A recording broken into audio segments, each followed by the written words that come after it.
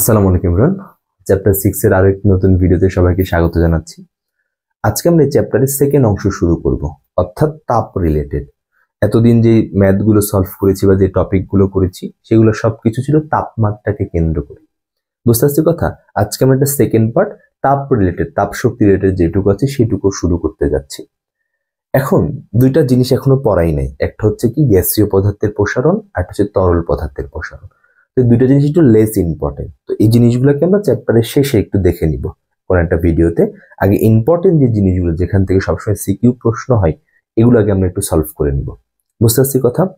এখন সেকেন্ড অংশ তাপ, এটা আসলে কি মিন করতেছে বা কি জিনিস আমরা পড়বো এখানে, এটা সম্পর্কে ছোট্ট আইডিয়া দিই। খেয়াল করো, আগের ম্যাথগুলোতে আমরা কি করছি, যে আমার কাছে একটা বস্তু ছিল, ধরো ওই বস্তুর তাপমাত্রা 10 ডিগ্রি সেলসিয়াস, এটার তাপমাত্রা আমরা বাড়াই কি করছি 20 ডিগ্রি সেলসিয়াসে নিছি। নেওয়ার কারণে এর যে ক্ষেত্রফলের পরিবর্তন হয়েছে, দৈর্ঘ্যের পরিবর্তন হয়েছে, আয়তনের পরিবর্তন হয়েছে, এইগুলো নিয়ে আমরা হিসেব করছি, তাই না? এখন বলো, এই যে 10 ডিগ্রি থেকে 20 ডিগ্রিতে নিয়ে গেছি, এটা কি আপনা আপনি নেওয়া সম্ভব কখনো?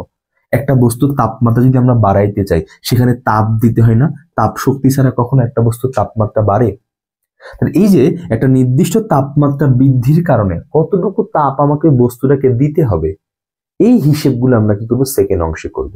অথবা একটা বস্তুতে যদি আমি নির্দিষ্ট পরিমাণে তাপ শক্তি দেই তাহলে ওর তাপমাত্রা কতটুকু বাড়বে। অথবা একটা বস্তু থেকে যদি আমরা তাপ শক্তি নিয়ে নিই, আমরা যে সবসময় বস্তুতে তাপ শক্তি দিব বিষয়টা কিন্তু এরকম না।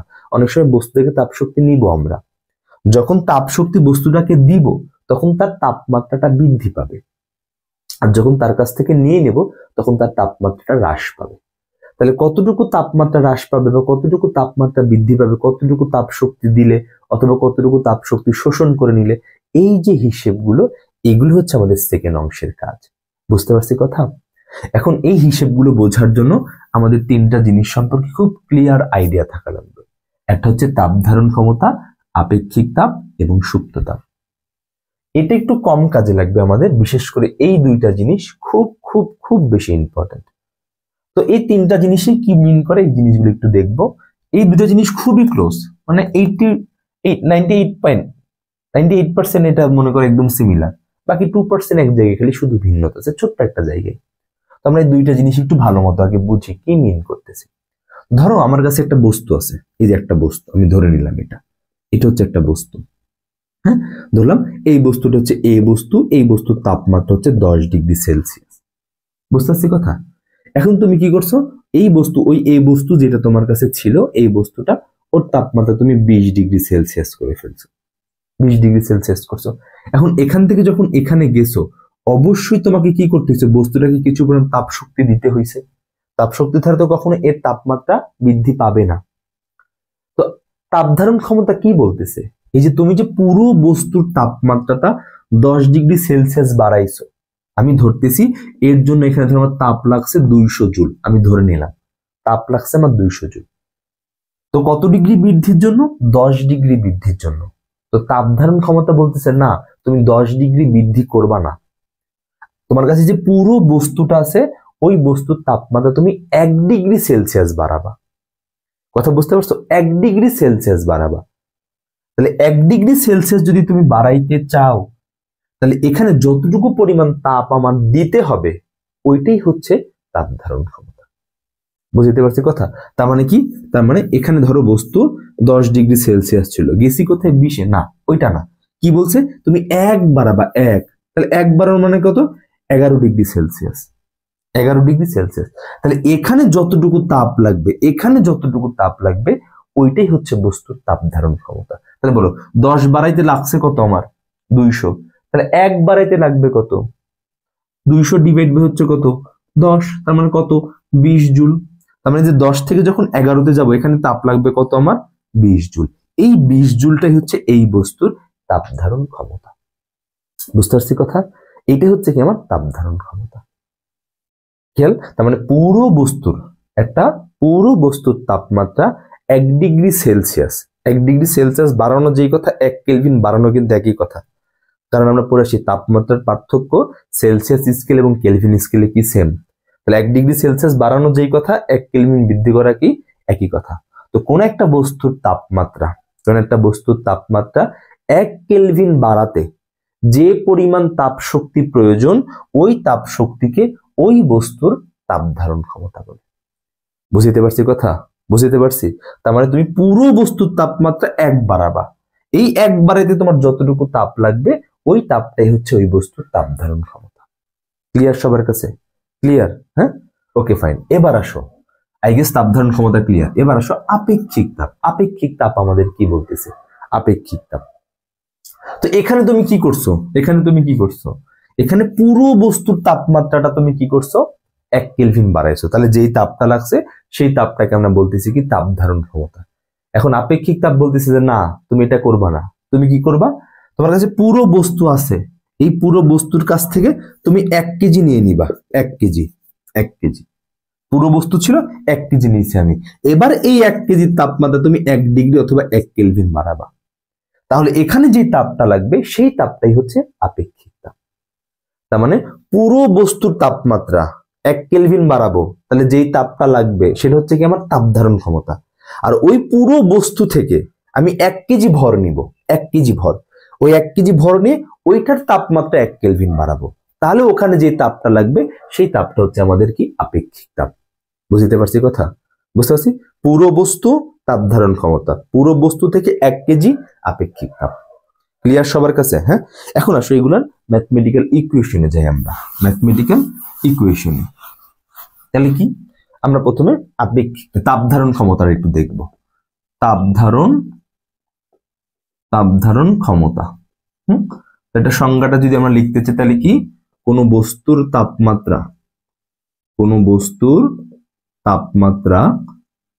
তাপমাত্রা 1 কেলভিন বৃদ্ধি করতে, কনফিউশন, সেলসিয়াস বলতেছে অনেক জায়গায়, আবার বলছে ভাইয়া সেলসিয়াস বলেন, এখানে আবার কেলভিন কেন?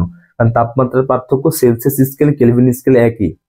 1 ডিগ্রি সেলসিয়াস বাড়ানো যেই কথা, 1 কেলভিন বৃদ্ধি করা একই কথা। তো আমরা যেহেতু তাপমাত্রার একক কেলভিন ব্যবহার করি, এই জন্য এখানে আমরা কি করব? কেলভিন ব্যবহার করব। তাহলে কোনো বস্তুর তাপমাত্রা 1 কেলভিন বৃদ্ধি করতে যে পরিমাণ তাপ প্রয়োজন তাকে ওই বস্তুর তাপ ধারণ ক্ষমতা বলে। বুঝতে পারছি কথা? এটা হচ্ছে আমাদের তাপ ধারণ ক্ষমতার ইকুয়েশন। এখন আমরা এখান থেকে এটা হচ্ছে সংজ্ঞা, ডেফিনেশন। আমরা এখন এখান থেকে ইকুয়েশনটা বের করতে চাচ্ছি। ইকুয়েশন তো খেয়াল করো, ধরো আমার কাছে একটা বস্তু আছে, এটা হচ্ছে আমার একটা বস্তু। এই বস্তুর তাপমাত্রা হচ্ছে কত? T1। শুরুতে তাপমাত্রা T1। আমি কি করছি? এই বস্তুর ধরো তাপমাত্রা বাড়াই কি করছি? T2 করছি। T2 করছি। T1 থেকে যখন T2 তে গেছি আমি, আমার এখানে একটা তাপ দিতে হবে না? ধরছি সেই তাপের পরিমাণটা হচ্ছে কত? কিউ। তাপের পরিমাণটা হচ্ছে কত? কিউ। তাহলে T1 থেকে যখন T2 তে গেছি কতটুকু তাপ লাগছে আমার? কিউ। তাহলে বলো এখানে তাপমাত্রা বৃদ্ধি কত? তাপমাত্রা বৃদ্ধি এর পরিমাণটা হচ্ছে কত? T2 minus T1।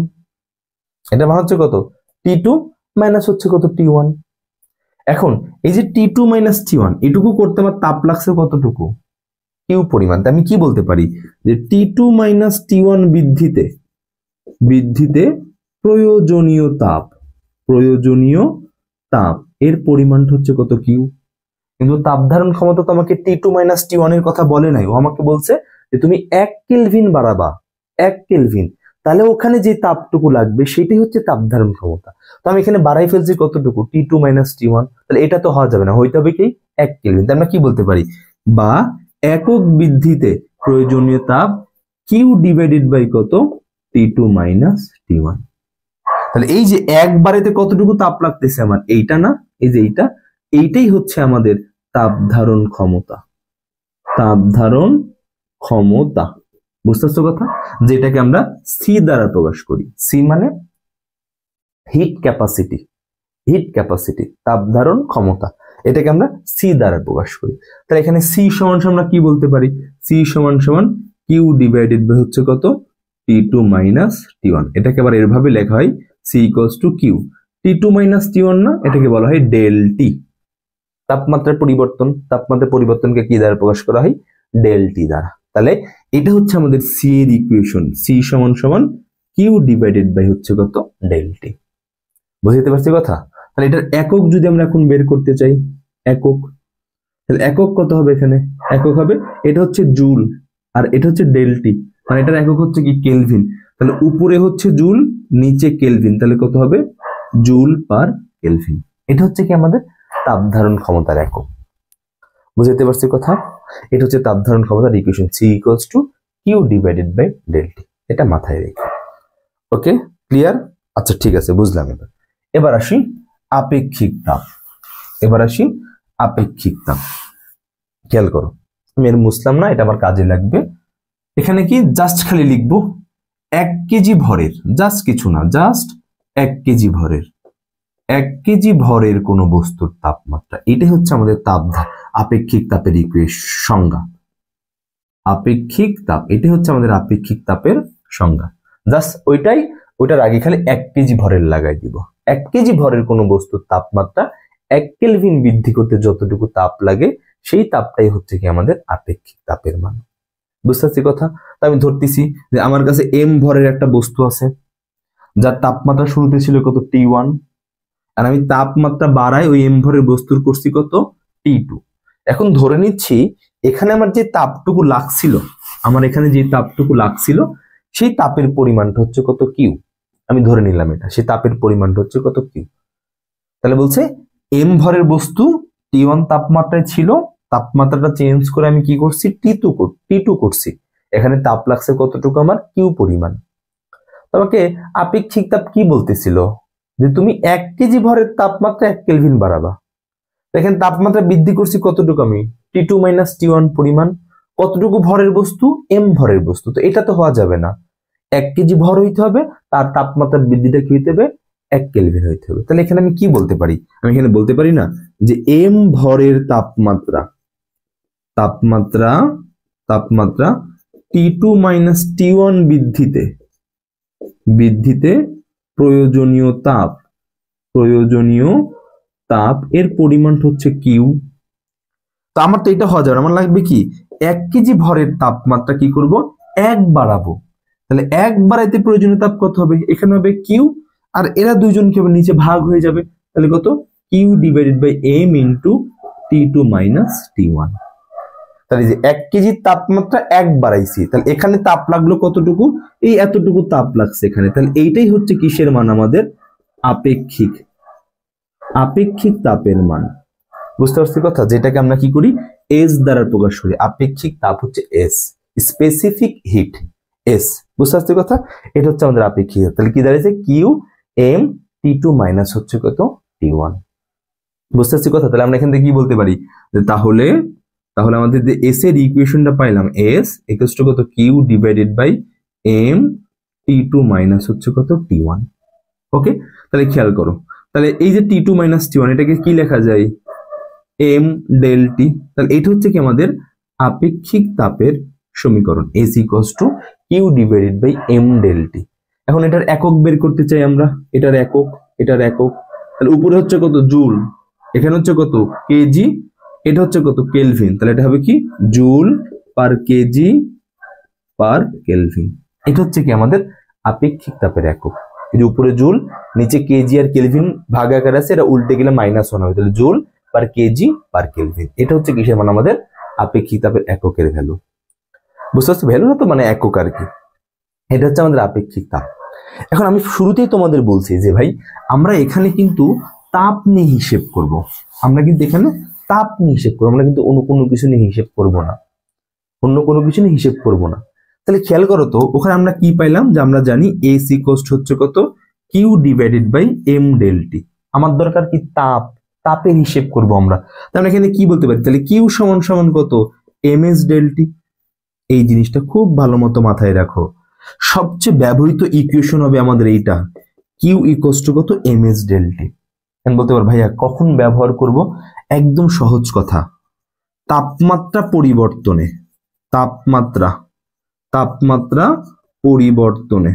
পরিবর্তনে প্রয়োজনীয় তাপ, এটা হচ্ছে কিসের মান? সেই সমীকরণের মান।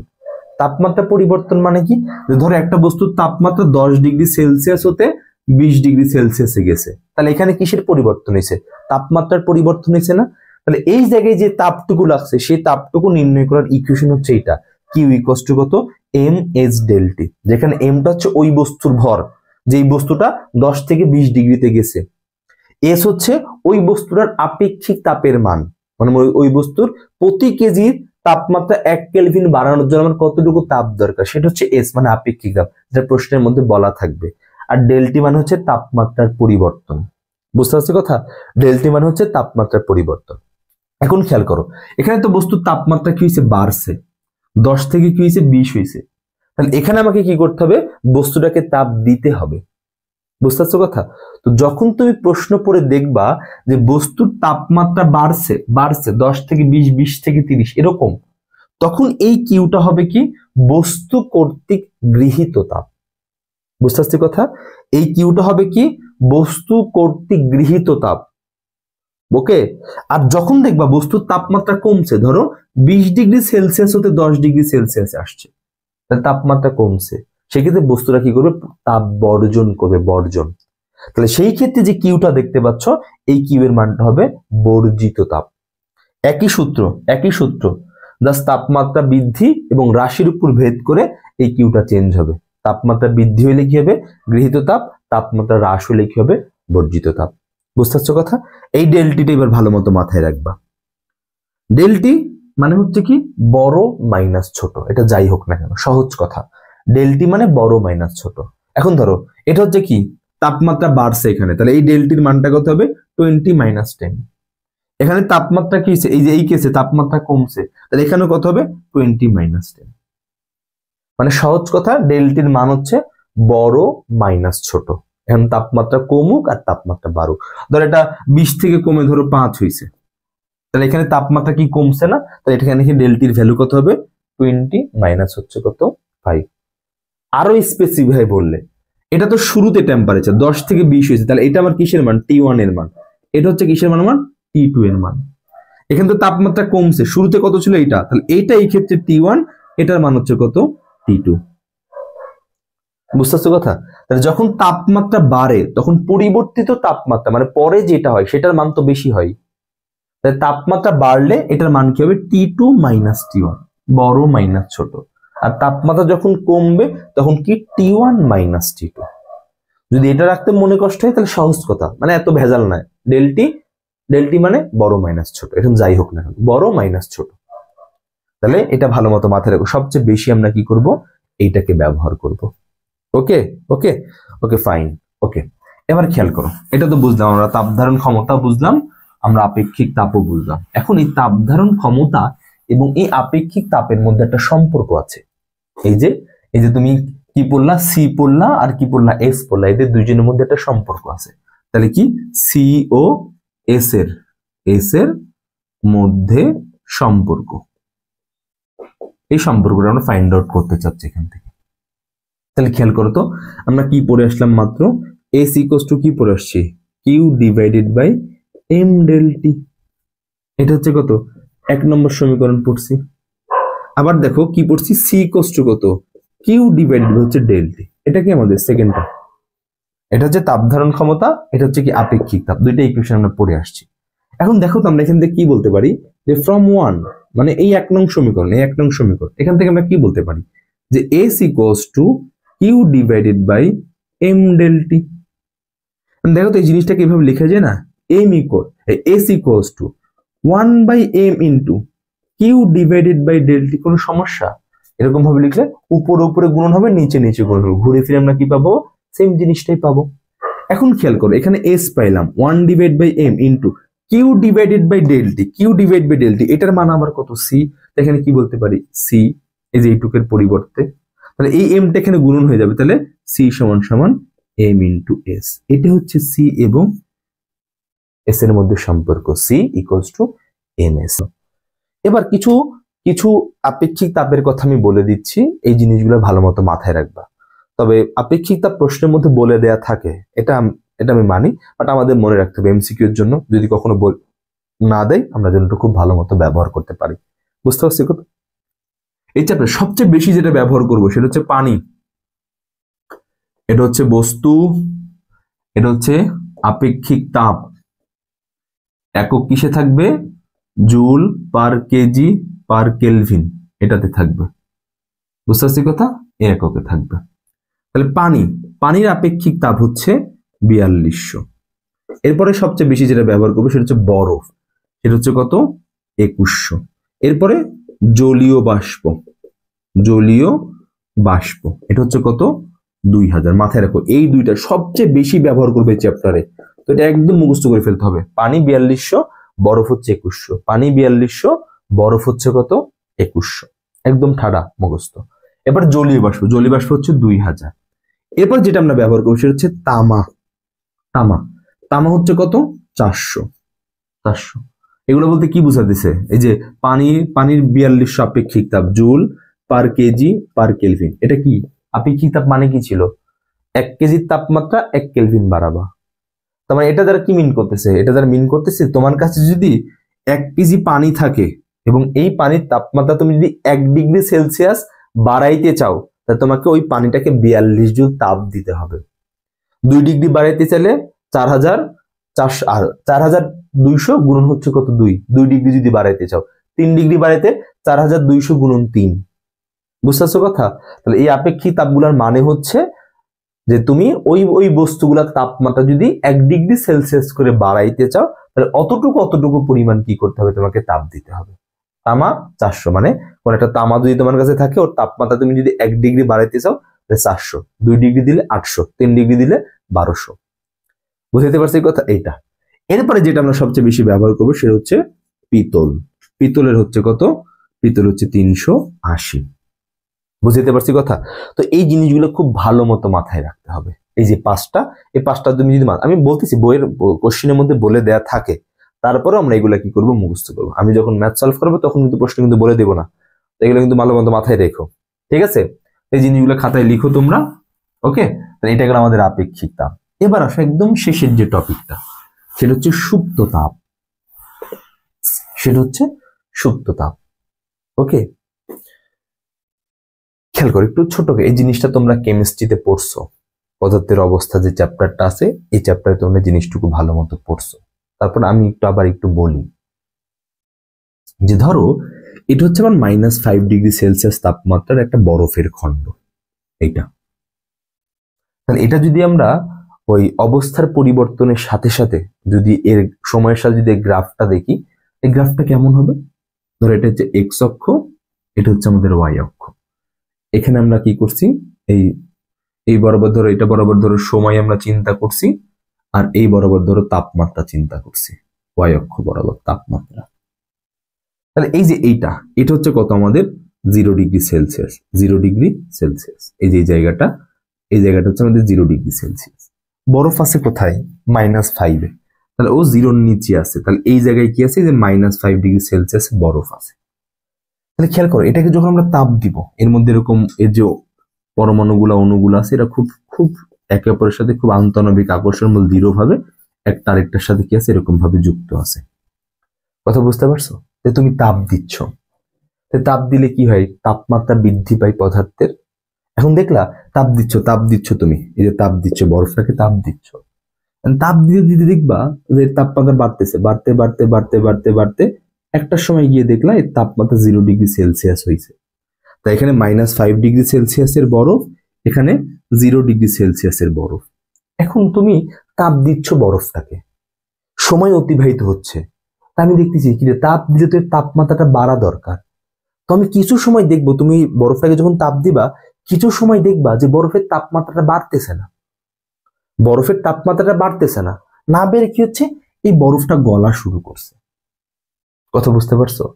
তার মানে প্রত্যেকটা পদার্থ একটা নির্দিষ্ট তাপমাত্রায় পৌঁছানোর পরে তারা তাদের অবস্থাটা চেঞ্জ করে ফেলে। কেউ যদি কঠিন থাকে, কঠিন থেকে তরল হয়, তরল যদি থাকে, তরল থেকে কি হয়, বাষ্প হয়। বুঝতে পারছো কথা? একটা নির্দিষ্ট তাপমাত্রায় পৌঁছানোর পরে তাদের তাপমাত্রাটা আর বাড়ে না। তাহলে তাপমাত্রা যদি না বাড়ে, আমি তো ঠিকই তাপ দিচ্ছি, তখন কি করে, ওই যে তাপটা আমরা দেই, যে তাপটা দেই, ওই তাপ দ্বারা সে কি করে, তার অবস্থাটা পরিবর্তন করে ফেলে। এই দেখো এখানে সময় অতিবাহিত হচ্ছে, আমার তাপ খরচ হচ্ছে, কিন্তু তাপমাত্রা উপরের দিকে আর বাড়তেছে না। না বাড়তে বাড়তে দেখবো একটা সময় পৌঁছানোর পর একটা নির্দিষ্ট সময় পার হয়েছে, এরপরে দেখবো আবার তাপমাত্রা বাড়া শুরু করছে। এই যে এতটুকু জায়গায় সে যে তার তাপমাত্রাটা বাড়াইলো না, এই জায়গাটাতে সে তাপটা যে শোষণ করলো, শোষণ করে তার যে অবস্থার পরিবর্তন করলো, এই অবস্থার পরিবর্তন করার জন্য যে তাপটুকু আমাকে ব্যয় করতে হয়, ওই তাপটাই হচ্ছে আমাদের সুপ্ত তাপ। বুঝতে পারছো কথা? তাই কোন একটা মানে একদম স্পেসিফিক সংজ্ঞা আকারে বলতে গেলে, যে তাপ বস্তুর তাপমাত্রার পরিবর্তন না করে অবস্থার পরিবর্তন করে, সেই তাপটাকে আমরা বলি সুপ্ত তাপ। তাহলে খেয়াল করো, এখানে সে গলতেছে না, গলতেছে, গলে গলে এখানে কি হবে, 0 ডিগ্রি সেলসিয়াসের কি হয়ে যাবে, পানি হয়ে যাবে। এখানে 0 ডিগ্রি সেলসিয়াসের পানি। তাহলে অবস্থার পরিবর্তন করা শেষ। এখন তুমি যখন তাপ দিবা, সেরকম ভাবে আবার উপরের দিকে উঠবে, উঠতে উঠতে একটা সময় গিয়ে কি করবে, 100 ডিগ্রি সেলসিয়াসে পৌঁছাবে। পৌঁছানোর পরে দেখবা যে এর তাপমাত্রা আর বাড়তেছে না। না বাড়তে বাড়তে কি, সময় অতিবাহিত হচ্ছে, তাপমাত্রা বাড়তেছে না। না বাড়তে বাড়তে এখানে কি 100 ডিগ্রি সেলসিয়াসের সে পানি, না বাড়তে বাড়তে একটা সময় গিয়ে সে কি হবে, 100 ডিগ্রি সেলসিয়াসের কি হবে, বাষ্প হবে। বাষ্প হয়ে আবার তাপমাত্রা এরকম ভাবে বাড়তে থাকবে। তাহলে এই যে এই জায়গাটাতেও তার কি হয়েছে, অবস্থার পরিবর্তন হয়েছে। এই অবস্থার পরিবর্তনের জন্য সেখানে একটা তাপ কি করছে, গ্রহণ করছে। দুইটা জায়গায়, একটা হচ্ছে এই জায়গায়, একটা হচ্ছে এই জায়গায়। তাহলে এখানে যে তাপটা লাগছে সেটাও সুপ্ত তাপ, এখানে যে তাপটা লাগছে সেটাও সুপ্ত তাপ, কিন্তু এই তাপের একটা নাম আছে সুপ্ত তাপের। এখানে কি গলছে না, বলছে না, এটাকে আমরা বলি গলনের সুপ্ত তাপ। গলনের সুপ্ত তাপ, কথা বুঝতে পারছো? গলনের সুপ্ত তাপ। আর এখানে কি স্ফুটন হয়েছে, বাষ্পে পরিণত হয়েছে, এটাকে আমরা বলি স্ফুটনের সুপ্ত তাপ। এটাকে আমরা বলি কি, স্ফুটনের সুপ্ত তাপ। তো ওইটা আমাদের এত দূর পর্যন্ত আমাদের আসে না ম্যাথ, আমাদের ম্যাথ এখানেই সুপ্ত, মানে এই গলনের সুপ্ত তাপ পর্যন্ত ফিক্স থাকে। তো এইটা কিন্তু আমরা সবচেয়ে বেশি ব্যবহার করবি সিনারিওটা, এটা ভালো মতো মাথায় রেখো। বুঝতে পারছি কথা? তাহলে কি, যে তাপ পদার্থের তাপমাত্রার পরিবর্তন না করে অবস্থানের পরিবর্তন ঘটায়, অবস্থার পরিবর্তন ঘটায়, অবস্থার পরিবর্তন ঘটায় অবস্থার, তাকে আমরা কি বলতেছি, সুপ্ত তাপ বলতেছি। তাহলে সংজ্ঞাটা একটু আমরা লিখি এখানে। তাহলে যে তাপ পদার্থের তাপমাত্রার পরিবর্তন না করে, তাপমাত্রার পরিবর্তন না করে অবস্থার পরিবর্তন করে, অবস্থার পরিবর্তন করে, তাকে সুপ্ত তাপ বলে। বুঝতে পারছি কথা? এটা হচ্ছে আমাদের সুপ্ত তাপের সংজ্ঞা। মাথায় রাখবা, সুপ্ত তাপ পরিমাপ করি কিভাবে, একক ভরের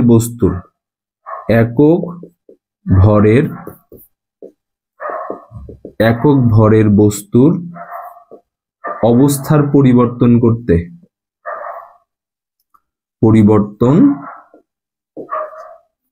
করতে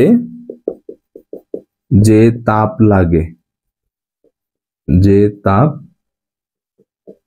লাগে তা দ্বারা সুপ্ত তাপ পরিমাপ করা হয়। মানে 1 কেজি ভরের বস্তু তার অবস্থার পরিবর্তন করবে, তাহলে এইটুকুর জন্য যে তাপটা লাগবে ওইটাই হচ্ছে ওই বস্তুর সুপ্ত তাপের পরিমাণ। বুঝতে পারছি কথা? 1 কেজি ভরের বস্তুর জন্য। তাহলে ধরো আমার কাছে একটা বস্তু আছে, ধরো এটা হচ্ছে m ভরের একটা বস্তু, ধরো বরফের কথা আমি যদি চিন্তা করি, তাই তাপমাত্রা হচ্ছে কত, T ডিগ্রি সেলসিয়াস ধরে নিলাম আমি, কিন্তু এখানে সে ধরো কঠিন অবস্থায় আছে, ধরো কঠিন। এবার তুমি তাপ দিচ্ছ, তাপ কতটুকু তাপ দিলা, কিউ পরিমাণে তাপ দিলা, দেখলা ওর তাপমাত্রা T ডিগ্রি সেলসিয়াস আছে, এই যে তাপমাত্রার পরিবর্তন হয় নাই, কিন্তু এখানে ছিল কত, কঠিন। এই m ভরের বস্তুর এখানে ছিল কত, কঠিন, কিন্তু এই m ভরের বস্তুর ওই তাপটুকু শোষণ করে এখানে তরল হয়ে গেছে। বুঝতে পারছো কথা? এখানে তরল হয়ে গেছে। আবার ধরো তরল থেকে কি হইতে পারে, কঠিন হইতে পারে, ওটা ডাজেন্ট ম্যাটার, ওইটা বিষয় না আমাদের। বুঝতে পারছি কথা? বুঝতে পারছি? তাহলে কঠিন থেকে কি হয়েছে, তরল হয়েছে। তাহলে এই যে m ভরের বস্তুর যাইতে কতটুকু তাপ লাগছে, কিউ পরিমাণ, কিন্তু তাপ সুপ্ত তাপ যখন আমরা পরিমাপ করি m ভর না, কি বলছে, যে একক ভরের বস্তু যেই তাপটা লাগবে ওইটাই হচ্ছে সুপ্ত তাপের পরিমাণ। বুঝতে পারছো কথা? তাহলে আমরা এখানে কি বলতে পারি, তাহলে এখানে আমরা বলতে পারি না যে m ভরের বস্তুর অবস্থার পরিবর্তনে প্রয়োজনীয় তাপের পরিমাণ হচ্ছে কত, কিউ। এই যে আমি এখানে লিখছি কিন্তু এম ভরের বস্তুর অবস্থার পরিবর্তনে প্রয়োজনীয় তাপ কিউ। আমরা কি বলতে পারি, সুতরাং একক ভরের বস্তুর অবস্থার পরিবর্তনের প্রয়োজনীয় তাপের পরিমাণ কত, কিউ ডিভাইডেড বাই হচ্ছে কত, এম। এই যে একক ভরের বস্তু যে তাপটা লাগে, এই তাপটাই হচ্ছে কিসের মান, আমাদের সুপ্ত তাপ। সুপ্ত তাপ, যেটাকে আমরা এল দ্বারা প্রকাশ করি, লিটেন্ট হিট। বুঝতে পারছো কথা? এখান থেকে কি বলতে পারি যে সুতরাং এল সমান সমান কিউ ডিভাইডেড বাই হচ্ছে কত, M. Q divided by M. Okay, যেখানে এককটা কি দাঁড়াবে, এটার একক দাঁড়াবে জুল পার কেজি। তাহলে এল সমান সমান কিউ ডিভাইড বাই এম, যেখানে এটার একক হচ্ছে জুল পার কেজি। বুঝতে পারছি কথা? আবার একই জিনিস আমরা তো এখানে কিসের হিসেব করব, তাপের হিসেব করব। তাহলে কিউ সমান সমান কত, সরি এল সমান সমান কত, কিউ ডিভাইড বাই এম। তাহলে কিউ সমান সমান কত, এম ইন্টু এল। তাহলে এখান থেকে কি বলতে পারি, এখানে এখানে Q equals to M into L. এই হচ্ছে তাপ। দুইটা পাইছি কিন্তু, আগে কি ছিল, Q equals to M S del T, ওটা কি তাপমাত্রার পরিবর্তনে। আর এই যে Q equals to M L পাইলাম, এটা হচ্ছে কি অবস্থার পরিবর্তনে। অবস্থার পরিবর্তনে প্রয়োজনীয় তাপ। প্রয়োজনীয় তাপ। কথা বুঝতে পারছো? কথা বুঝতে পারছো? তাহলে এটা হচ্ছে অবস্থা। তুমি যখন একটা প্রশ্ন পড়ে বুঝবা যে কঠিন থেকে তরল হয়েছে, কঠিন থেকে তরল, তাপমাত্রা চেঞ্জ না, তাহলে এখানে যে তাপটা লাগছে সেই তাপটা হিসেব করতে আমরা যে সূত্র ব্যবহার করব সেটা হচ্ছে Q equals to M into L. এখানে এলটা হচ্ছে সুপ্ত তাপ। ধরো ধরো কঠিন থেকে তরল হয়েছে, তাহলে এখানে কি হয়েছে, গলন হয়েছে, তাহলে এলটা হবে কি গলনের সুপ্ত তাপ।